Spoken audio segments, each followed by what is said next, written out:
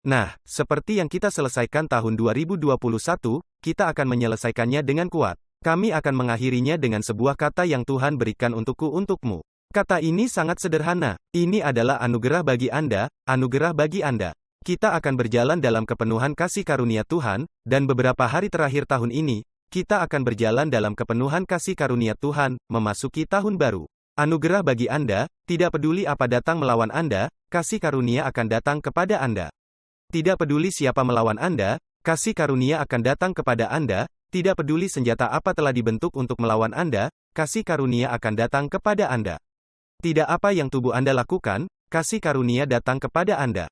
Dalam tubuh secara fisik, kasih karunia datang kepada Anda. Dalam pikiran Anda, secara emosional, kasih karunia datang kepada Anda, di dalam hati Anda. Kasih karunia akan datang kepada Anda dalam keluarga Anda.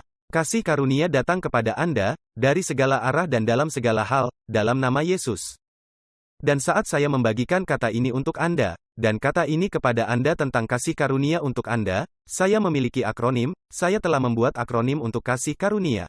Sebenarnya, saya telah menemukan 7 akronim untuk kata ini. Jadi, saya akan memberi Anda 7 definisi ini atau 7 akronim untuk kata kasih karunia, dengan sangat sederhana. Dan saya berharap itu benar-benar melayani Anda seperti halnya saya, kasih karunia, Rache. Itu dimulai dengan kekayaan Allah dengan mengorbankan Kristus. Kekayaan Allah atas pengorbanan Kristus, dalam Efesus, atau permisi, dalam Wahyu bab 1, ayat 4 mengatakan, Yohanes kepada ketujuh jemaat yang ada di Asia, kasih karunia bagimu dan damai sejahtera dari Dia yang ada, dan yang dulu, dan yang ada. Yang akan datang, dan dari ketujuh roh yang ada di hadapan tahtanya. Sekarang, dia mengucapkan kasih karunia kepada Anda, dan perhatikan apa yang terjadi setelah itu, kasih karunia bagi Anda dan apa yang mengikuti kasih karunia, kedamaian. Wah, jika Anda kehilangan kedamaian dalam hidup Anda saat ini, kita melewati liburan, kita mengalami kegembiraan Natal dan kadang-kadang sehari setelah kesedihan Natal.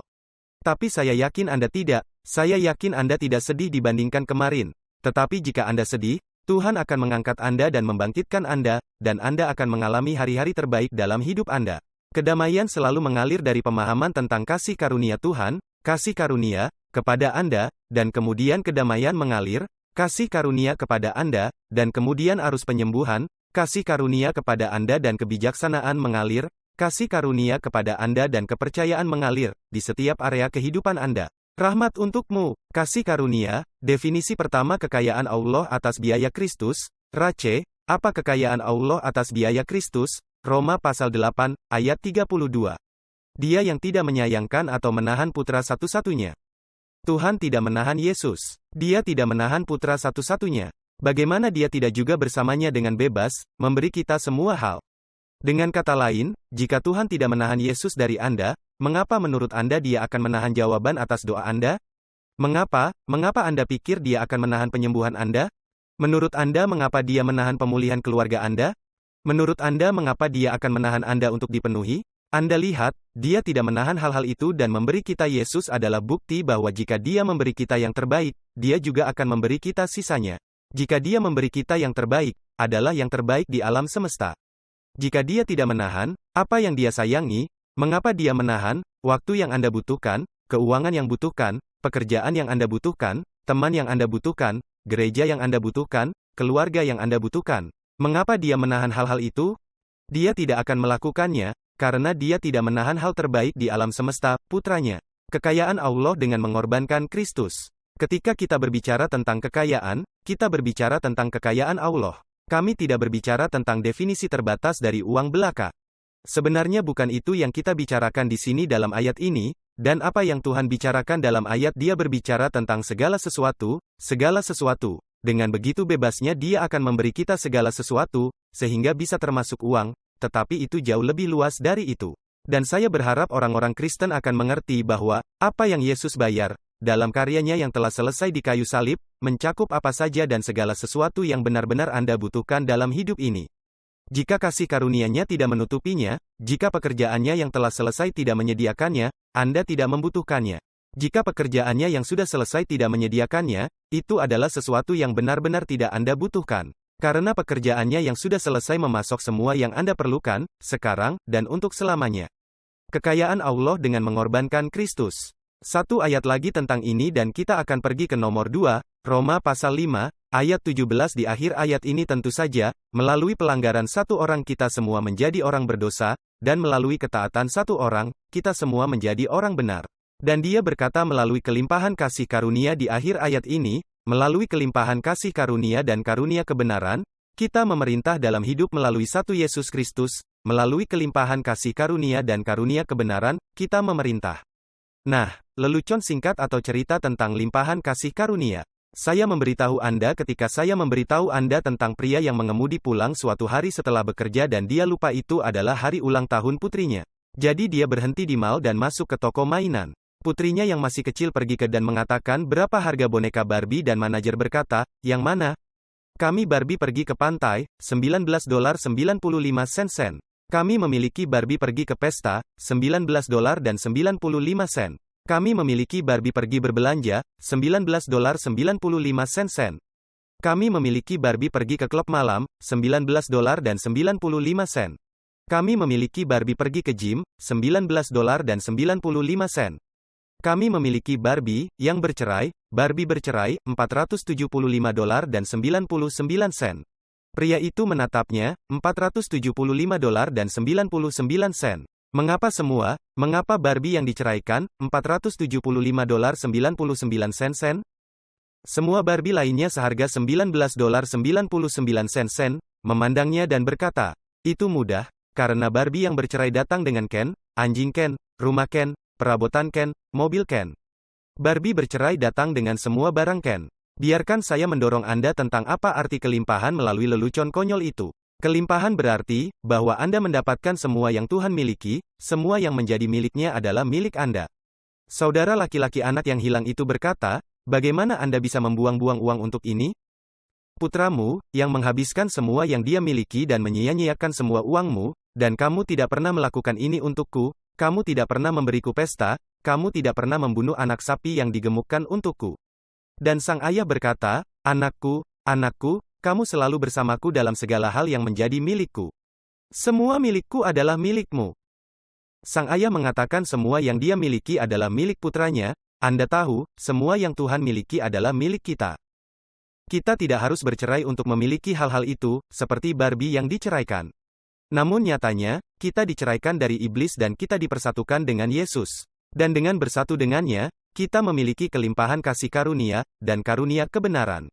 Kasih karunia, kekayaan Allah dengan mengorbankan Kristus. Kita mungkin juga langsung ke nomor 2 di sini, karena dalam ayat yang sama, melalui kelimpahan kasih karunia dan karunia kebenaran, kita memerintah dalam hidup. Jadi kita sekarang memiliki kebenaran Yahweh dengan mengorbankan Kristus.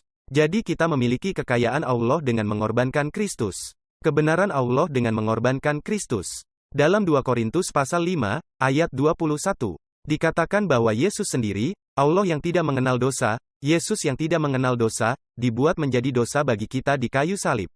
Dia yang tidak mengenal dosa dibuat menjadi dosa karena kita, agar kita dibenarkan oleh Yahweh. Tahukah Anda bahwa tidak ada yang Anda lakukan untuk menjadi orang benar? Tidak ada yang dapat Anda lakukan untuk menjadi lebih benar. Tidak ada yang dapat Anda lakukan mendapatkan kebenaran, yang berarti berada dalam posisi yang benar di hadapan Tuhan dan memiliki hak-hak Tuhan, berada dalam posisi yang benar di hadapan Tuhan dan memiliki hak-hak Tuhan atau hak-hak keluarga dari Tuhan, sebagai milik Anda. Ayah Surgawi. Kebenaran berarti kita berdiri di hadapan Tuhan sebagai orang benar. Dia melihat kita seperti dia melihat Yesus. Kebenaran Yahweh, itu adalah sebuah anugerah. Karunia kebenaran adalah bahwa, Tuhan tidak akan pernah berpaling dari Anda sekarang, Anda tidak berusaha untuk mendapatkan perkenanannya. Ini adalah hadiah, karunia kebenaran.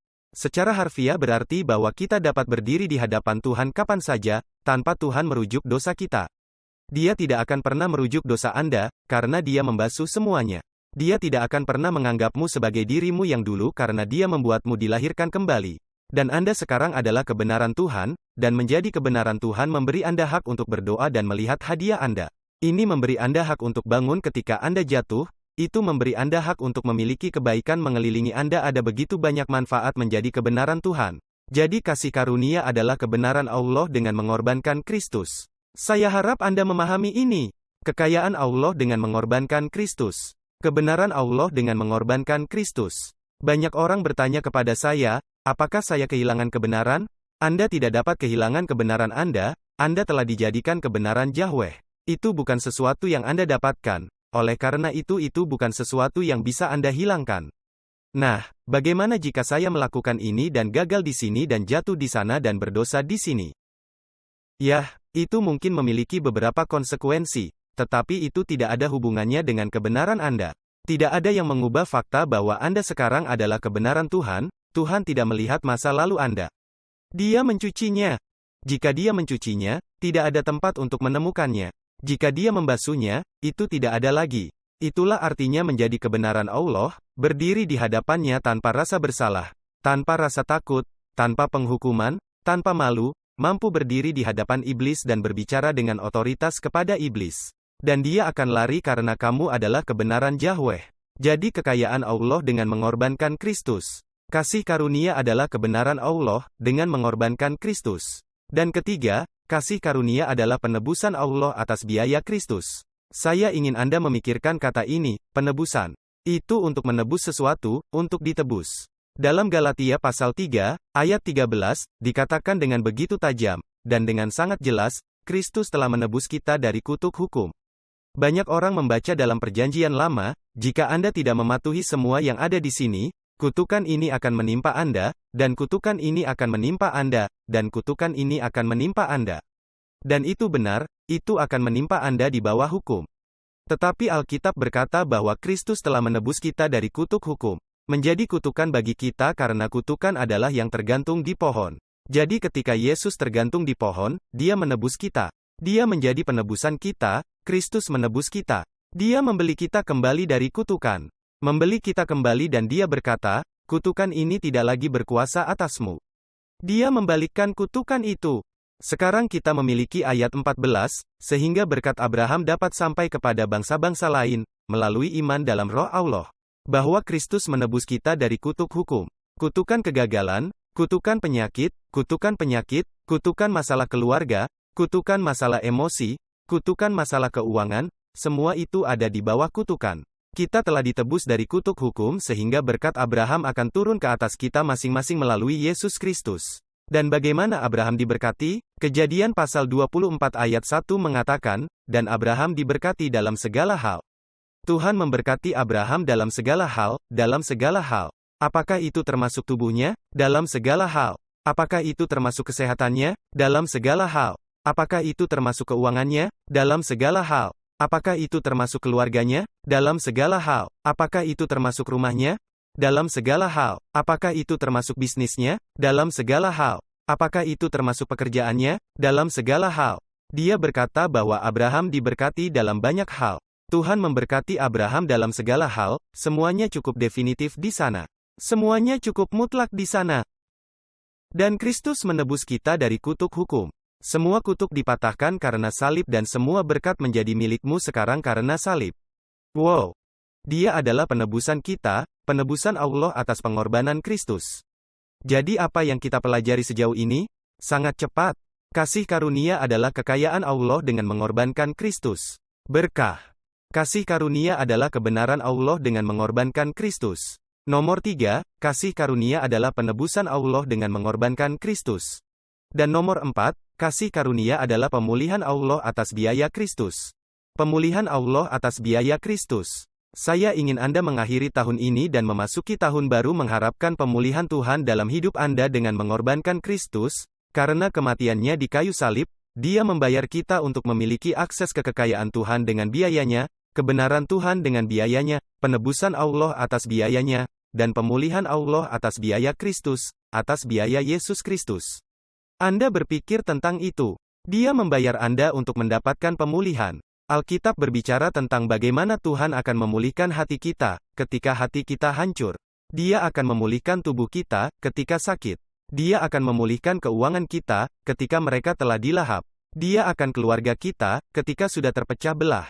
Dia akan memulihkan jiwa kita, Mazmur 23, Tuhan akan memulihkan jiwaku, kan? Dia akan memulihkan keuangan, dalam Lukas pasal 15, Dia akan memulihkan anggota keluarga, dalam Lukas pasal 15, Dia akan memulihkan harta milikmu, dalam Lukas pasal 15. Semua hal ini adalah bagian dari pemulihan Tuhan atas hidup Anda dan hidup Anda. Pikirkan tentang itu. Dia berkata, "Aku akan memulihkan kesehatanmu di bawahmu." Yeremia 30 ayat 17. Lihat semuanya, Tuhan berjanji, bahkan jika itu dalam perjanjian lama, semua yang dijanjikan adalah milik kita karena perjanjian baru. Milik kami, bahkan jika berkat pemulihan kesehatan Anda ditulis dalam Yeremia, itu berlaku untuk kita di bawah perjanjian baru karena Yesus membelinya untuk kita. Dan Yesus memberdayakan kita untuk mengalami pemulihan ini. Ini adalah hadiah yang indah. Kasih karunia Allah, pemulihan Allah atas biaya Kristus. Apakah ada sesuatu yang rusak atau terluka atau rusak dalam hidup Anda yang perlu dipulihkan? Panggil namanya, tanya dia, "Yesus, terima kasih bahwa dengan biaya Anda, saya memiliki akses ke pemulihan dalam keluarga saya. Saya memiliki akses ke pemulihan dalam saya dan pikiran saya dan emosi saya. Pikiran saya telah dibakar. Pikiranku telah memar. Pikiranku, emosiku telah rusak. Aku merasa seperti kehilangan akal. Saya merasa kadang-kadang saya sedikit gila." Nah, coba tebak, Tuhan telah memberi Anda karunia pemulihan dengan mengorbankan Kristus, pikiran Anda akan dipulihkan. Keuangan Anda yang telah hilang, entah itu karena COVID, apakah itu karena keputusan buruk yang Anda buat, apakah itu karena apa yang iblis coba rencanakan terhadap Anda, Tuhan akan memulihkan semuanya. Jika pencuri itu ditemukan, ia harus membayar 7 kali lipat. Anda tahu, apapun yang telah dicuri dari Anda seharusnya tidak hanya mengharapkannya kembali kepada Anda, kapanpun, berapapun uangnya, apapun keluarga, apapun orang yang telah diambil dari Anda. Saya berdoa agar Anda memahami ini, dengan mengorbankan Kristus, kita memiliki hak atas pemulihan Allah atas semua hal, bukan hanya satu, bukan hanya apapun yang hilang dari kita mendapatkannya. Kami mendapatkannya kembali. Apapun yang kita hilangkan, kita akan mendapatkan 7 kali kembali. Jadi beberapa tempat dalam Alkitab mengatakan 30 kali lipat, 60 kali lipat, dan 100 kali lipat. Tidak ada batasan untuk apa yang Tuhan dapat pulihkan dalam hidup Anda. Tidak ada batasan untuk apa yang Tuhan dapat lakukan dalam hidup Anda. Apa yang perlu dipulihkan dalam hidup Anda saat ini? Doakan saja ini. Saya mendapat beberapa hal lagi dan kita akan menutupnya. Tetapi berdoa saja ini dan katakan, "Bapa Surgawi, tepat di mana Anda berada, katakan saja, Bapa Surgawi, terima kasih. Kasih karunia itu datang kepadaku. Bahwa saya memiliki kasih karunia Tuhan. Dan saya bertumbuh dalam kasih karunia Tuhan. Dan saya memiliki hak dan akses ke kasih karunia Tuhan. Tuhan, saya menerima pemulihan Anda dengan biaya Kristus. Ayah, terima kasih. Doakan saja Bapa itu. Saya berterima kasih telah memulihkan keuangan saya. Ayah, saya berterima kasih karena telah memulihkan kesehatan saya. Ayah, saya berterima kasih telah memulihkan keluarga saya. Ayah, saya berterima kasih karena telah memulihkan pikiran saya. Ayah, saya berterima kasih karena telah memulihkan hubungan saya. Terima kasih Ayah, telah memulihkan mimpiku. Mimpi saya yang hancur dipulihkan, hati saya yang hancur dipulihkan, tubuh saya yang sakit dipulihkan, keuangan saya yang rusak, keuangan saya yang hancur dipulihkan. Dalam nama Yesus, amin. Anda memiliki semua hak yang saya miliki. Kita memiliki hak yang sama karena Yesus, karena kasih karunia, kekayaan Allah dengan biaya Kristus, kebenaran Allah dengan biaya Kristus, penebusan Allah dengan biaya Kristus. Pemulihan Allah atas biaya Kristus. Nomor 5, kita memiliki royalti Allah atas biaya Kristus. Royalti Tuhan. Alkitab mengatakan bahwa kita memerintah dalam hidup. Kita membahas ayat itu dalam Roma pukul 5:17. Kami memerintah dalam hidup. Bagaimana dengan Efesus, pasal 2 ayat 5 dan 6, meskipun kita telah mati karena pelanggaran kita, Tuhan menghidupkan kita bersama dengan Kristus, oleh kasih karunia kita telah diselamatkan dan Dia telah mendudukkan kita, membangkitkan kita bersama dan mendudukkan kita bersamanya di tempat-tempat surgawi. Duduk kami dengan Kristus di tempat-tempat surgawi. Kami duduk bersama di tempat surgawi di dalam Kristus Yesus. Wow, itu adalah pemulihan. Permisi, itu royalti. Anda memiliki royalti ilahi yang mengalir melalui pembuluh darah Anda. Dalam Wahyu pasal 1, ayat 5. Anda tahu apa yang dikatakan di sana, kepada Dia, dari Yesus Kristus, saksi yang setia, yang sulung dari antara orang mati, penguasa atas raja-raja di bumi, kepada Dia yang mengasihi kita dan membasuh kita dari dosa-dosa kita dengan darah-Nya sendiri. Dan telah menjadikan kami raja dan imam. Dia telah menjadikan kita raja dan imam. Ini adalah royalti. Ini adalah royalti Allah atas biaya Kristus. Melalui darah-Nya, Anda telah diangkat menjadi raja, telah diangkat menjadi imam.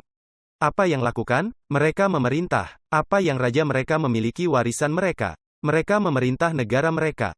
Mereka menguasai dunia pengaruh mereka.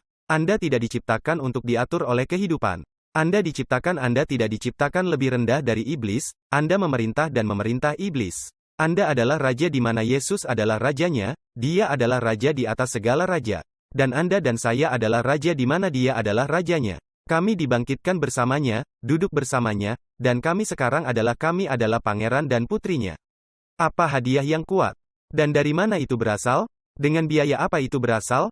Dengan biaya Kristus. Anda tidak menjadi raja, Anda tidak mendapatkan cara untuk menjadi raja, Anda harus dilahirkan dalam keluarga kerajaan. Dan coba tebak, ketika Anda dilahirkan dalam keluarga kerajaan. Iblis telah mencoba untuk menjatuhkan mahkotamu. Meluruskan mahkota itu di kepala Anda. Alkitab berkata dalam Wahyu, pasal 3, ayat 11, Yesus berkata, jangan biarkan siapapun mengambil mahkotamu. Jangan biarkan siapapun mengambil mahkotamu. Bagaimana orang bisa mengambil mahkotamu? Jika Anda tidak pernah memilikinya, karena Anda memang memilikinya. Ketika Anda dilahirkan kembali, Anda dimahkotai sebagai raja di dalam Kristus. Anda adalah kebenaran Allah. Anda adalah bangsawan. Dan coba tebak apa yang dilakukan royalti menghancurkan inferioritas. Setiap sikap yang Anda miliki terhadap diri Anda sendiri, setiap pikiran penghukuman yang Anda miliki diri Anda sendiri, setiap perasaan rendah diri dan ketidakamanan yang Anda miliki terhadap diri Anda sendiri, yang dihapuskan karena Anda adalah kebenaran Yahweh dan Anda duduk bersama Kristus di tempat-tempat surgawi. Dan karena darahnya, Anda sekarang, Dia telah menjadikan Anda seorang raja dan imam di dalam Kristus Yesus. Dan sebagai bangsawan dalam keluarga Tuhan, bangsawan sekarang menghancurkan rendah diri yang pernah Anda miliki. Berhentilah berpikir bahwa Anda lebih rendah karena usia Anda, ras Anda, warna kulit Anda, jenis kelamin Anda, situasi keuangan Anda, dan seberapa populer Anda di dunia ini. Itu tidak berarti apa-apa bagi Tuhan. Yang penting bagi Tuhan adalah Anda memahami bahwa kami berjalan dalam royalti ilahi karena darah Yesus, dengan mengorbankan Kristus. Anda mendapatkan ini dan Anda tidak akan pernah bisa dihentikan, dan Anda tidak akan pernah merasa rendah diri di hari lain dalam hidup Anda. Dan ketika saya merasakan pikiran-pikiran itu, cobalah untuk melawan saya. Saya mengingatkan diri sendiri, meluruskan mahkota saya. Ya, tidak ada yang mengambil mahkota ini. Saya bangsawan, saya putra atau putri Tuhan, begitu juga Anda. Nomor 6, kasih karunia adalah perhentian Allah dengan mengorbankan Kristus. Perhentian Allah atas biaya Kristus. Saya suka apa yang dia katakan, Yesus berkata dalam Matius 11, ayat 29, pikullah kuk yang kupasang karena kuk yang kupasang itu enak, dan bebanku ringan. Saya suka itu, kukku ringan, bebanku ringan, karena aku lemah lembut dan rendah hati. Dan Anda akan menemukan istirahat untuk jiwa Anda. Anda akan menemukan istirahat untuk jiwa Anda. Alkitab berkata, bahwa kita memiliki akses ke sisanya. Perhentian Allah, melalui Yesus Kristus dengan iman di dalam Yesus. Kami memiliki istirahat untuk jiwa kami. Jiwa kita gelisah tanpa Kristus. Jiwa kita gelisah tanpa kasih karunia. Jiwa kita gelisah tanpa kekayaan Tuhan dengan biaya Kristus, tanpa kebenaran Tuhan dengan biaya Kristus, tanpa penebusan Tuhan dengan biaya Kristus, tanpa pemulihan Tuhan dengan biaya Kristus, tanpa royalti Tuhan dengan biaya Kristus, tanpa istirahat Tuhan dengan biaya Kristus. Wow, Anda dapat beristirahat dari sekarang sampai Yesus kembali. Istirahat tidak hanya berarti tidur. Istirahat berarti duduk, kan? Kami sudah membahas ayat itu. Kita duduk bersama Kristus di tempat-tempat surgawi. Dia telah membuat kita untuk duduk bersama-sama dengan Dia. Alasan kenapa Dia bilang kita disuruh duduk sama Dia, karena duduk itu ekspresi istirahat. Duduk bukanlah ekspresi perjuangan, untuk mencoba membuat sesuatu terjadi. Duduk sebagai posisi istirahat, dan kasih karunia adalah istirahat Tuhan dengan mengorbankan Kristus. Dan akhirnya, nomor 7, kasih karunia adalah kebangkitan Allah dengan mengorbankan Kristus. Kebangunan rohani Allah dengan mengorbankan Kristus. Saya percaya kita bisa hidup dalam semangat kebangunan rohani. Dan saya akan memberitahu Anda apa itu sangat sederhana. Ketika saya menunjukkan ayat ini Kisah Para Rasul pasal 3, ayat 19, dalam terjemahan WNT dan menarik satu keluar dari tempat di mana Anda mungkin bahkan tidak tahu terjemahan ini ada, tapi itu adalah ayat yang kuat dan menggunakan kata ini di dalamnya. Karena itu yang dimaksud. Dia berkata bertobat, oleh karena itu, dan perbarui hidup Anda, sehingga catatan dosa-dosa Anda dapat dibatalkan. Dan agar datang musim-musim kebangkitan dari Tuhan, Fokuslah pada musim-musim kebangkitan itu dari Tuhan, musim-musim kebangkitan, dia menggunakan kata jamak. Jadi ada banyak musim kebangkitan. Tidak hanya ada satu musim. Ada banyak musim kebangunan rohani, dan dia menggunakan kata bertobat di sana. Hanya sedikit orang Kristen yang benar-benar mengerti apa arti kata ini. Kata bertobat berasal dari kata Yunani, metanoia atau metanoia. Dan itu berarti mengubah pikiran Anda atau berpikir secara berbeda, mengubah pikiran Anda atau berpikir secara berbeda. Jadi ketika dia mengatakan bertobat dan perbarui hidup Anda, dia mengatakan mengubah pikiran Anda dan berpikir secara berbeda tentang siapa Tuhan, siapa Anda, apa yang telah Yesus lakukan untuk Anda, berpikir secara berbeda. Dan itu akan membawa reformasi. Hasil pemikiran yang berbeda akan membawa reformasi, yang secara harfiah diterjemahkan menjadi kembali ke akal sehat Anda. Bertobat, yang berarti mengubah cara berpikir Anda. Ubah mentalitas kegagalan lama itu, ubah itu atau singkirkan mentalitas kalah itu. Singkirkan mentalitas korban. Ubah keyakinan bahwa keselamatan adalah sesuatu yang mungkin terjadi atau mungkin datang kepada beberapa orang, tetapi tidak bagi orang lain. Ubah pemikiran itu, melalui Yesus Kristus. Kebangunan rohani datang bukan dari seberapa keras kita berdoa. Kebangunan rohani datang bukan jika kita menyanyikan lagu yang tepat.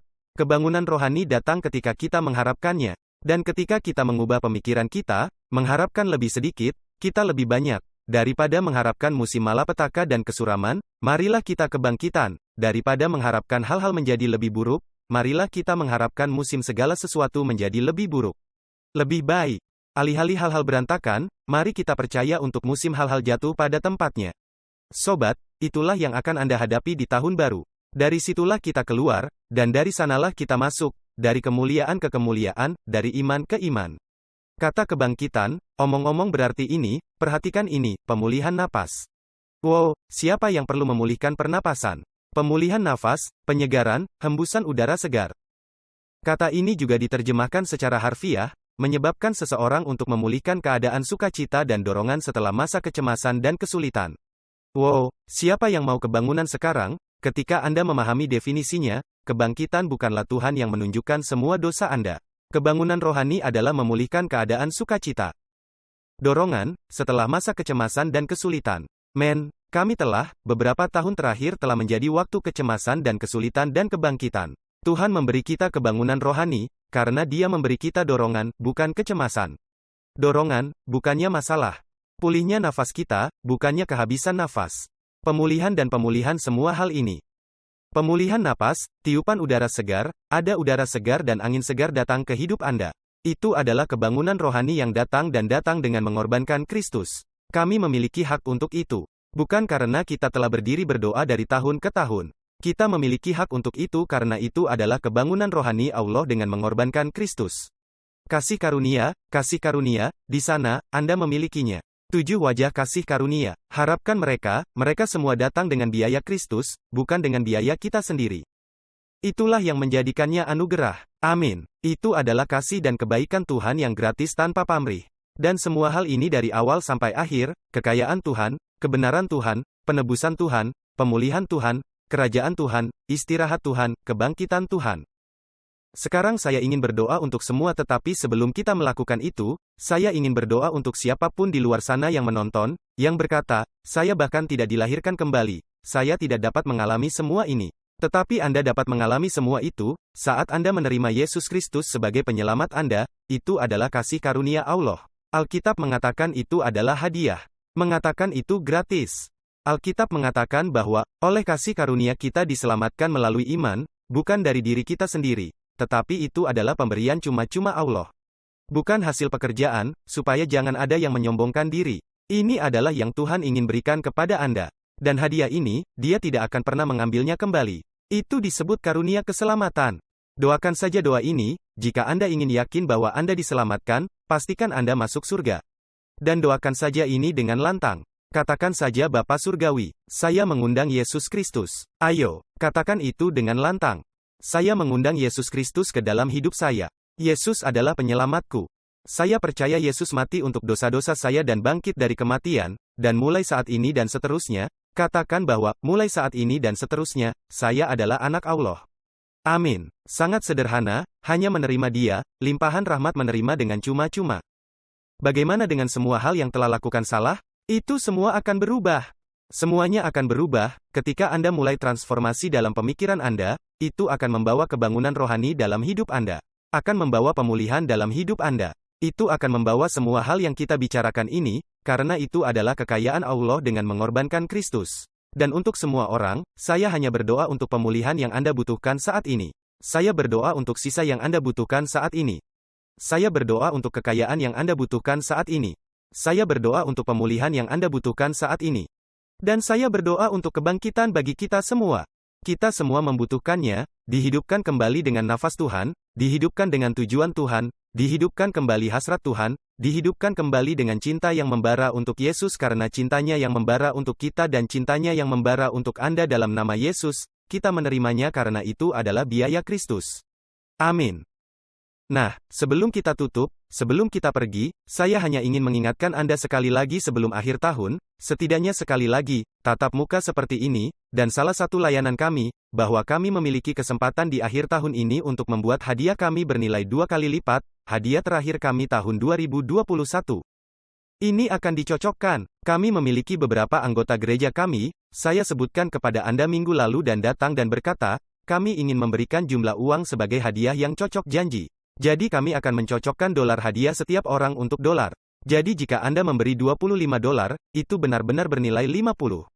Jika memberi 50, itu benar-benar bernilai 100. Jika Anda memberi 1000, itu benar-benar bernilai 2000 dan Anda dapat mengerjakan matematika lebih baik daripada saya yakin. Tapi mari kita manfaatkan kesempatan akhir tahun yang kita miliki untuk bisa memberikan hadiah pengurangan pajak final tahun 2021. Mari kita membuatnya diperhitungkan untuk kerajaan Allah, yang omong-omong, semua ini ditujukan kepada orang miskin, ini pergi ke misi, ini membantu orang-orang di tempat-tempat di mana mereka tidak dapat membantu diri mereka sendiri. Kita telah diberkati untuk menjadi berkat. Kami telah memberikan bantuan keuangan, hadiah Natal, makanan untuk anak-anak di seluruh dunia, lebih dari 1000 di Peru, Guatemala, Ukraina, India, Turki, Italia, bahkan daerah kota kami di Chicago, dimanapun kami memiliki misi dan pelayanan, kita diberkati untuk memberi dan menjadi berkat. Semua keluarga berharga ini, anak-anak berharga yang tidak memilikinya, yang tidak dapat mengakses Natal tanpa seseorang melakukan sesuatu untuk mereka. Kita bisa menjadi seseorang itu dan kita diberkati untuk menjadi berkat. Amin. Dan ketika kita memberi kepada orang miskin, Alkitab berkata bahwa kita meminjamkan kepada Tuhan dan Tuhan akan membalasnya. Jadi saya akan meminta Anda untuk berani, memberikan hadiah terbaik Anda, hadiah terakhir terbaik Anda tahun 2021. Mungkin Anda memiliki saham yang ingin berikan sebagai hadiah atau orang terkadang memberi perhiasan, mereka memberi uang tunai, memberikan investasi, apapun yang Tuhan taruh di hati Anda. Saya hanya ingin membiarkan Anda mempercayai Tuhan, dan saya percaya Tuhan, bahwa Anda akan mengikuti Roh Kudus dan kedamaian Tuhan. Dan saya hanya ingin mengucapkan terima pada hari Minggu terakhir tahun 2021. Terima kasih telah tinggal bersamaku selama ini. Terima kasih telah mempercayakan saya untuk menjadi pendeta Anda. Terima kasih telah terhubung dengan saya dan tetap bersamanya, bersama saya, selama 1 tahun dan 2 tahun terakhir ini. Dan terima kasih telah membiarkan jantung Anda berdetak dengan detak jantung Yesus, untuk, jantungnya berdetak untuk jiwa, untuk gerejanya dan untuk orang miskin. Dan untuk itulah jantung kita berdetak. Tahun ini, memasuki tahun baru, saya ingin melihat lebih banyak orang diselamatkan, saya ingin melihat gereja mulia, dan saya ingin melihat gereja kami menjadi pusat penyembuhan, pusat luar dan dalam dan membantu orang miskin, tidak seperti sebelumnya. Itulah yang ada di hati Tuhan. Itulah yang ada di hati saya. Terima kasih telah mengizinkannya untuk berada di hatimu juga. I love you Gus dan saya tidak sabar untuk melihat Anda di layanan kami dan saya memberkati hari-hari terakhir tahun 2021 ini, dan akan ada berkat, roh, jiwa, dan tubuh yang lebih besar lagi di tahun 2022 untuk Anda. Aku mencintaimu, Tuhan.